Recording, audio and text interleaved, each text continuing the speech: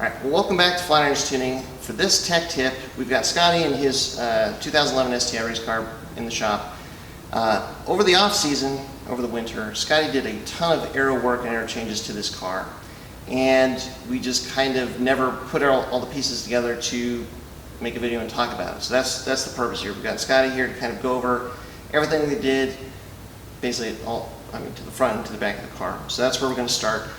Just real quick at the beginning of the video, I want to say, if you like the content that we're putting out, if you like what we're doing with the channel, please be sure to like and subscribe to the channel. That helps us out a ton.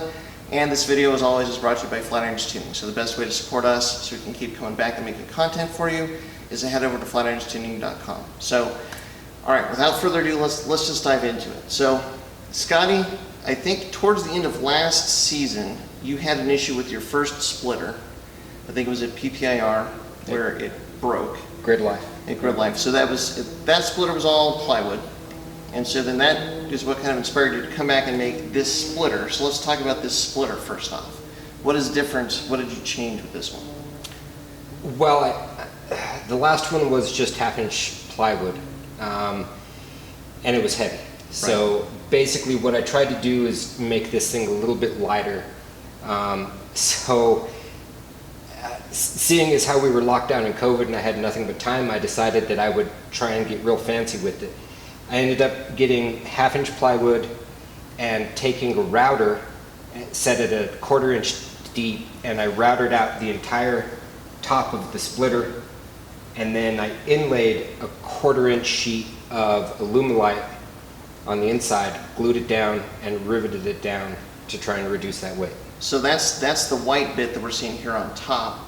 And just for people that might not know what aluminite is, basically. So there's a few different types out there. Aluminite is actually a HDPE honeycomb, like plastic honeycomb, sandwiched in between 2 layers of aluminum. So it's very structurally sturdy, pretty stiff, and really light. So I mean, essentially, I cut the weight of the plywood in half by going this way. So let's go back to the first splitter that was all plywood. Roughly speaking, how much did that one weigh? That was 44 pounds all said and done, with the uprights, all the bracing, and everything else that was going on there. And so then this one, where we've taken out a lot of that structure and replaced with aluminite, what did we get the weight down to? Not as much as I wanted. Okay. So we added some of the Professional Awesome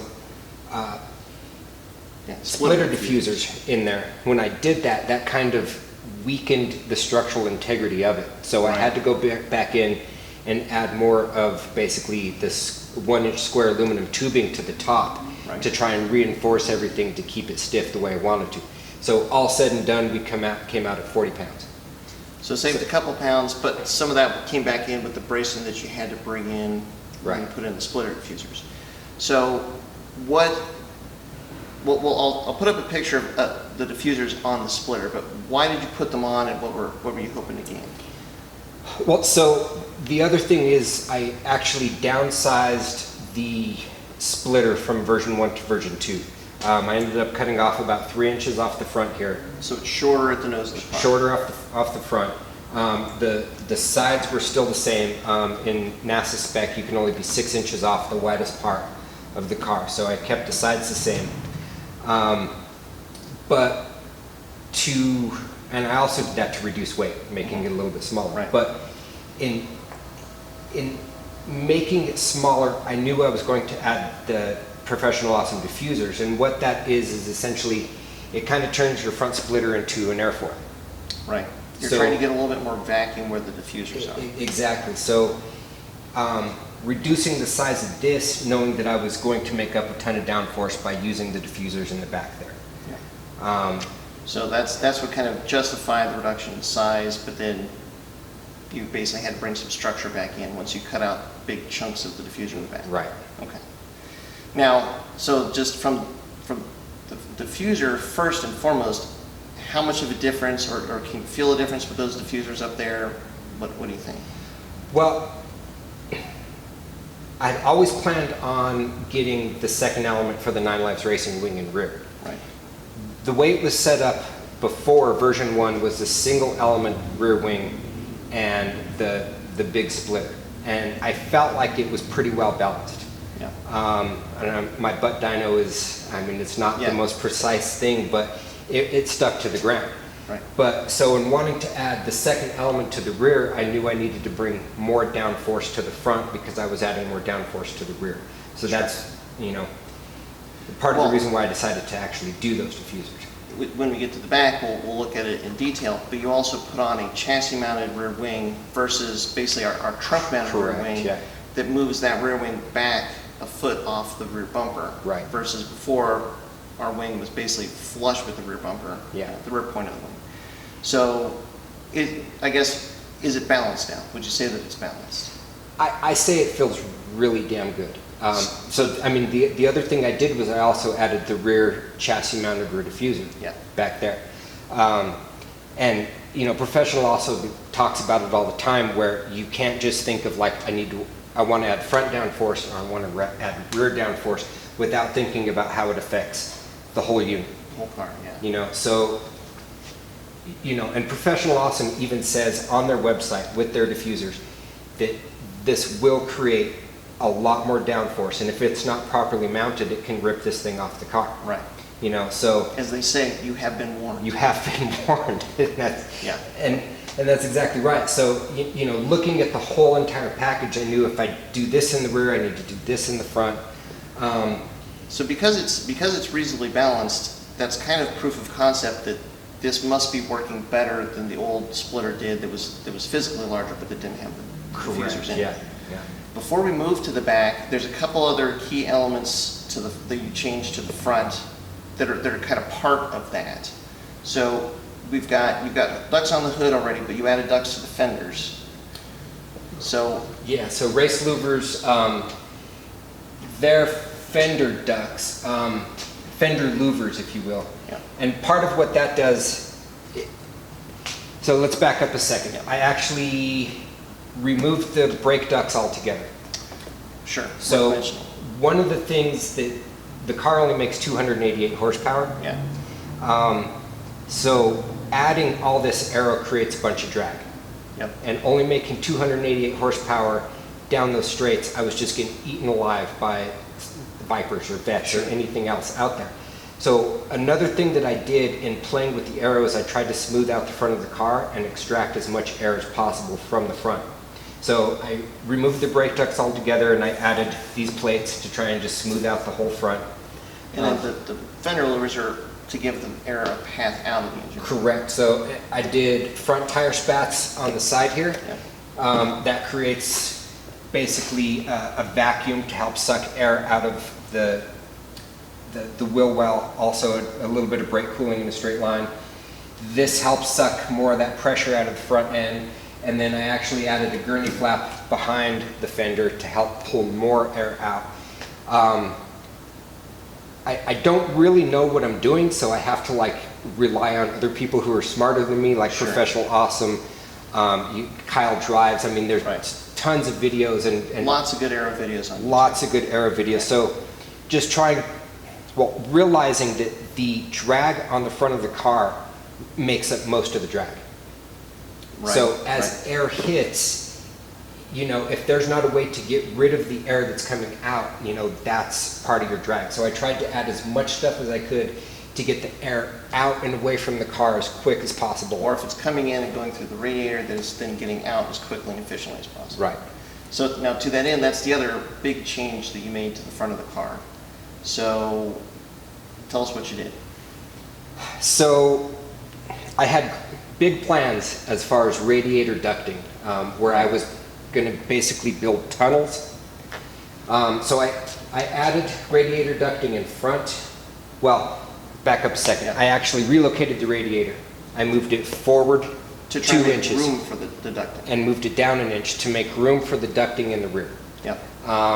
So I completely ducted the front, it's completely closed in, and then behind it, there's an actual radius duct that comes up, so that any air that comes through the radiator has to go through the radiator, Right. and then it's going to be pushed up.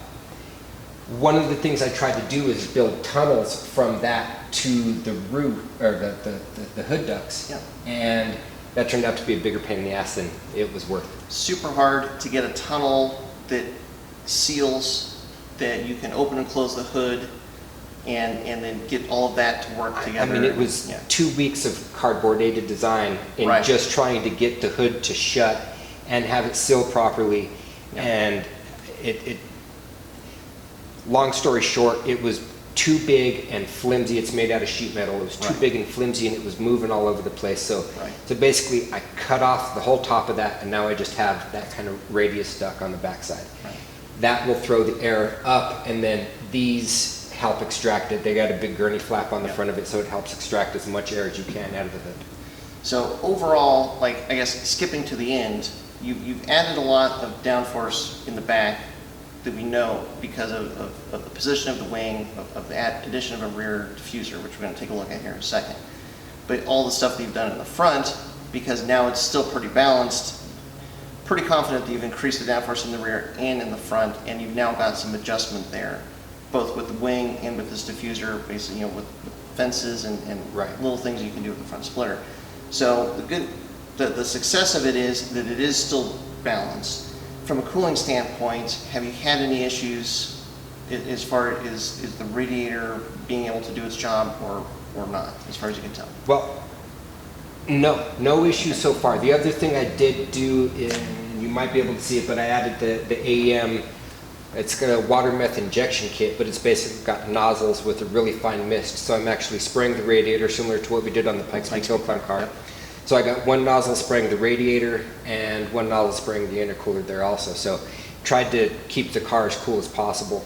And it worked until I lost all the water out of my radiator and completely nuked the motor. One little pebble was all that it took, but it Yeah. turns out that if you poke a little hole in a radiator, you're going to move your coolant out through it pretty quickly. Pretty quickly, yeah. So but up until that point, and you've run this car a few times with this configuration. So I think I have 6 full weekends this season so far, and not a single issue. I mean, And it's been a hot summer for us here. really hot summer, 95, degree weather, and I don't see, I think I saw 212 once. Wow. So So the cooling system is working, the downforce is working.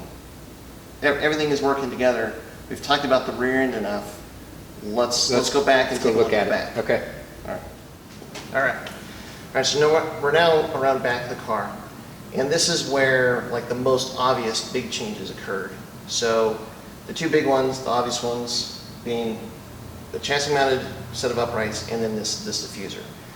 So did you know from the word go that you wanted to do both of these things at the same time?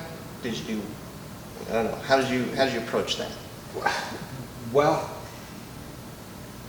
you know, the cool race car thing to do is have a chassis mounted rear wing. Yep. So, I mean, but that was one of the things I always wanted.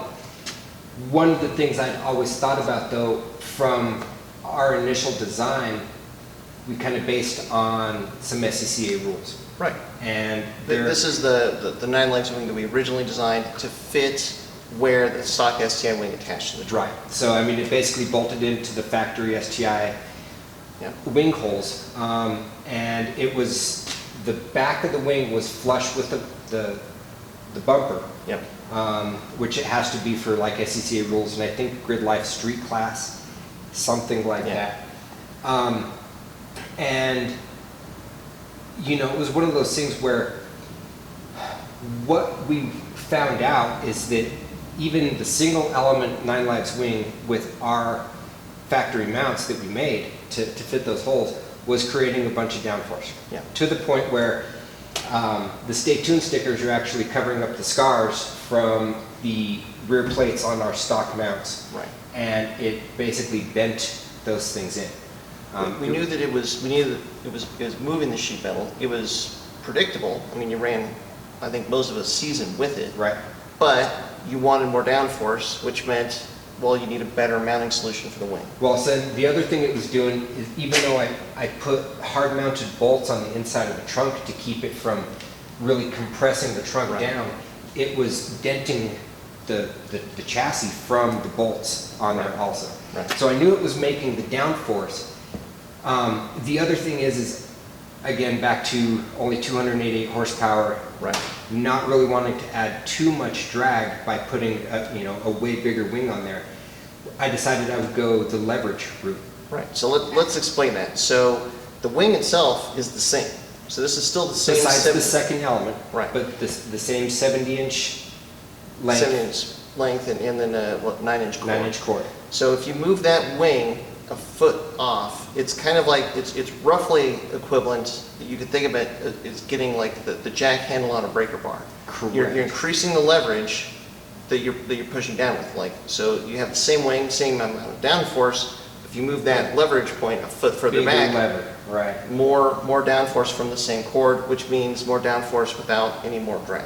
Correct. Now you added the second element, which gives you a lot of adjustment for the wing, or more adjustment for the wing. I mean, maybe talk about a little bit what the second element does. Well, so back to the uprights real quick. We moved the wing almost 1 full foot back off the end of the car. So that's part of that leverage. We also raised it up, I think 2.5 inches from where it was. So we moved that thing way back, and then added the second element. So what that does is, one, creates a bunch of extra drag, the downside.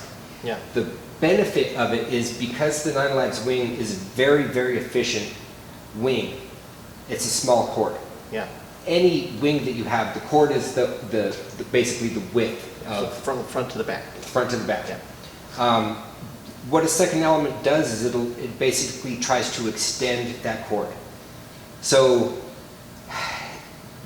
the stock element they claim will make, I'm going to use like I think the 100 mile an hour, but I think it's like 220 or something like that pounds of downforce.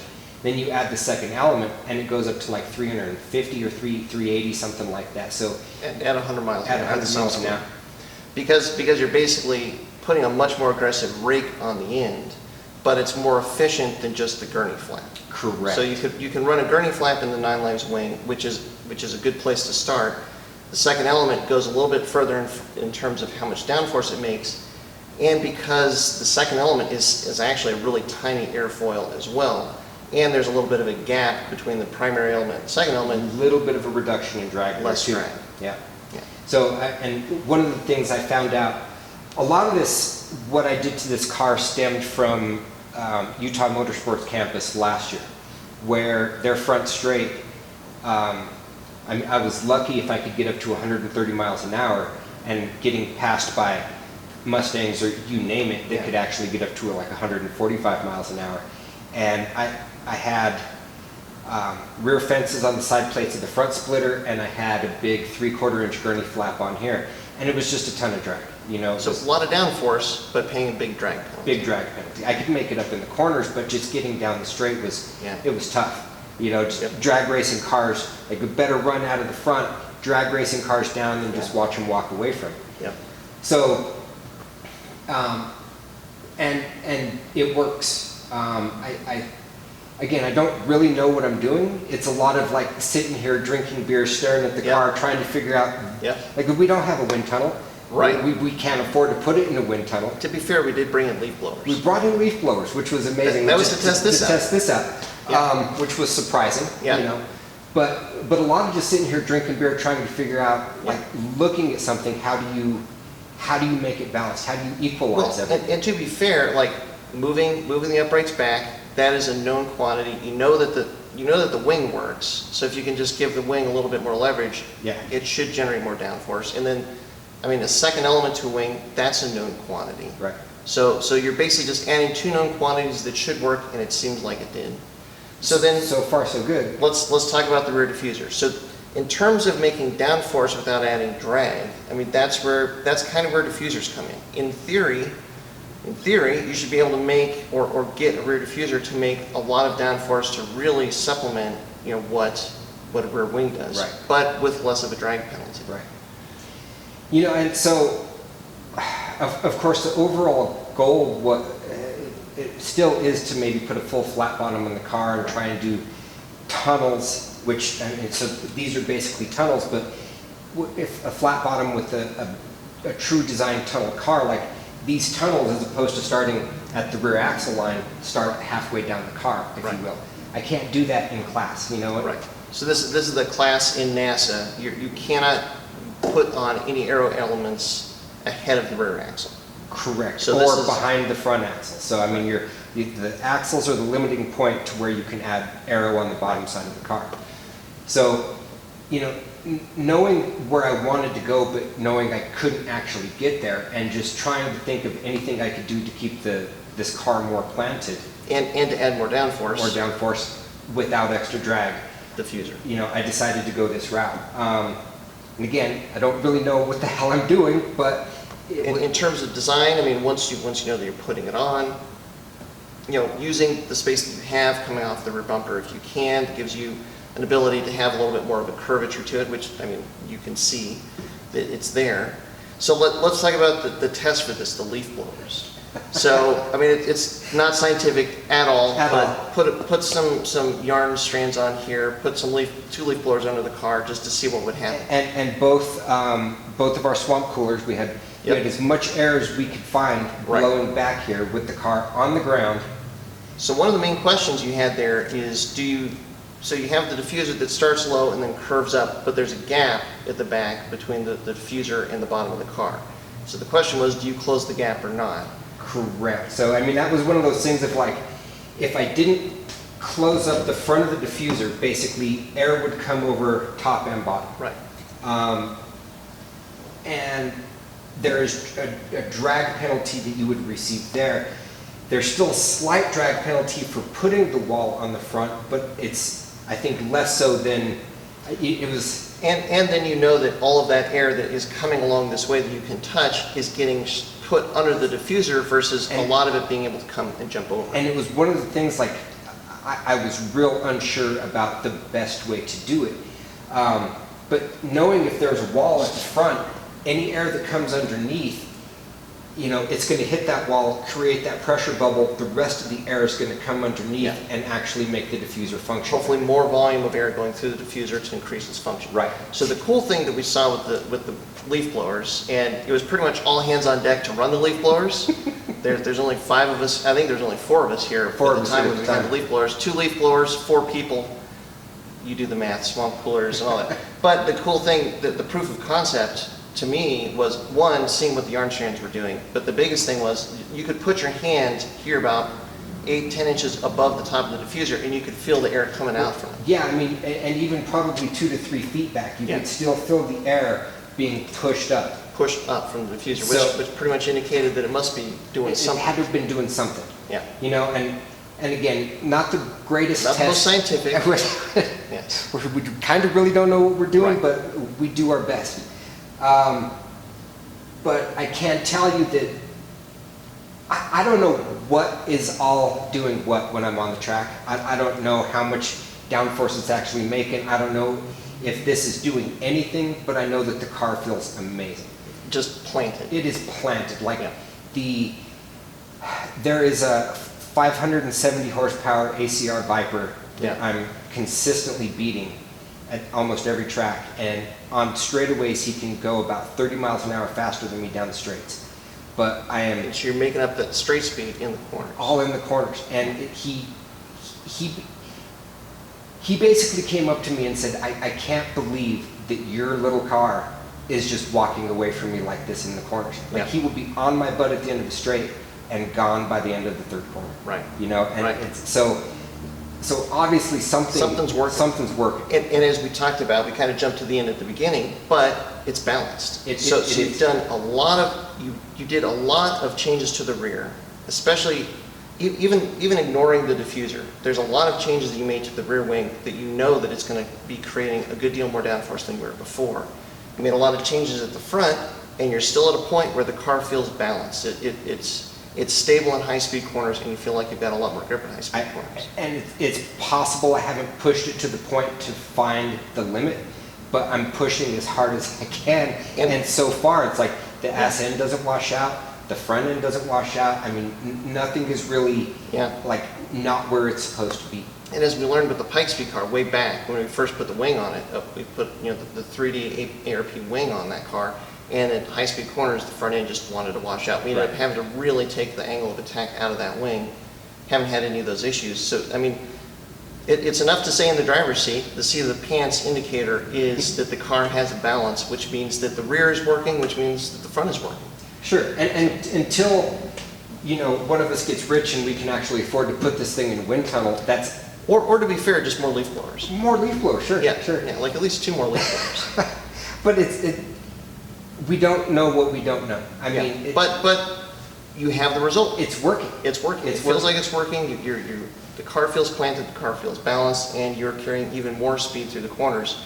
So something's got to be doing something. I mean, I have to do everything I can to go after these lap records, because Yep. the 288 horsepower is not happening with power. what's cutting it. It's not straight line speed that's going to make it. It's got to be the handling and getting around the corners as fast as possible. So Well, and let's talk about just the materials just real quick. So for the uprights, it's aluminum.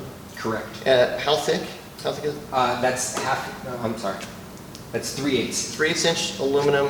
It was cut out and there was a little bit of stress analysis that was done. Yep. By the guy Spurs that cut them out. Frank Spurs. Frank Yep. Spurs. And then we talked about Illuminate. What did you use to make the diffuser? So this is called Illuminate. Illuminate. So what's the difference? So the Illuminate is the honeycomb, and it's actually a little bit lighter, but this is a solid plastic core, Yeah. still sandwiched between 2 layers of aluminum, and so it's a little more dense, but it's honestly a lot more sturdy Right. in both directions. So with That's the what we honeycomb. learned. Yeah. With the honeycomb, you have a lot of strength one way on a bend, and then But not you're kind the of flimsy on the other way of the bend. And the best way to think of it, corrugated cardboard. That's Right. the same kind of structure that's in the Illuminate, except it's aluminum and plastic instead of all being paper. Right. But it just didn't have all of the rigidity that you might want for something like this. And I probably could have got away with using the Illuminate on this, but I just wanted something with the solid core. And the advantage is, using the Illuminate, you really didn't have to bring a lot of extra structure. You have the mounting points for the Illuminate, but that's about it. You know that it has enough structure that you don't have to add a lot of reinforcements to it. Correct. Yeah. Not like the front splitter where I had to add a ton of reinforcements. Right. This still has a bunch of reinforcements. So basically 2 cables on each side, a couple turnbuckles in the middle, and then basically solid plates on the side that actually I help. think is it 3 posts up front or 4? Three posts 3 up posts front. up front to hold it in place. And it's Yeah, solid. it's solid. not going anywhere. And how many races have you run with it now? So that's been all season, so I think 6 weekends. 6 weekends. So it's held up. You've gone off a little bit. You've taken curbs. I've had to do a couple repairs. I did go off in turn 1 at Pueblo, which kind of bent some things. Getting it in and out of the trailer, I keep having to grind Kind of a little like bit more get a angle. little bit more angle. Just, we even bought the big long race Yeah, ramps yeah. to try and get, a car with the splitter and diffuser in and out of the trailer. And for the most part, it's working, but it's 3 inches off the ground. Yeah, And so it's low. It's low to make it work, but then that makes it challenging for basically hitting curbs, Right. any kind of offs whatsoever, Yeah.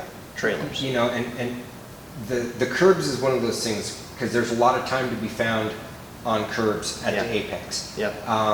But depending on how big that curb is, you really got to pay attention because... Especially if you've got a real low point on the car. Yeah, your splitter and the diffuser are both 3 inches off the ground, so Yeah. it really makes you think about that. And if you're doing that corner right, maybe you don't need to use those bumpers with the amount of downforce that you're using, or you hope. I don't know. Well, stuff happens on track. It does. But the biggest point is it's held up, it's taken a little bit of abuse, and you've been able to get it back into shape. So, if nothing else, that Illuminate is a pretty robust material too. Yeah, and if you think about it, I could have spent, $2,500 on a carbon fiber diffuser. Yeah. It would have been destroyed twice already. Right. So this was roughly $100 for a 4x8 sheet of the Illuminate. Yeah. And roughly another $50, $60 in stuff from Home Depot. Yeah. And it's held up great. Yeah. So And if you guys are looking for places to get this material. Professional Awesome's got a list for Alumilite across the country. Yeah, and basically that list will give you like most sign shops. So those sign shops either carry the Alumilite, Illuminate, sometimes both. Yeah, so if they can get one, they can usually get the other. So it's a very, very easy way to make Aero. And if nothing else, proof of concept, you can, a cheap way to test out a theory, test out if it's going to make your car faster. And then once you know that, if you really want to get crazy with it and go carbon and stuff, then you can do it, but you already know kind of what you're getting into. Right. So, very cool. Well, the good news is it's all working, and it's working really well, so now we just got to get the car put back together again and keep running there. Send it back out there. Absolutely. Well, thanks, Scotty. Thanks for taking us for a walk around the car. Yeah, not a problem. Thanks for watching, and until next time, stay tuned with Flat Iron's Tuning.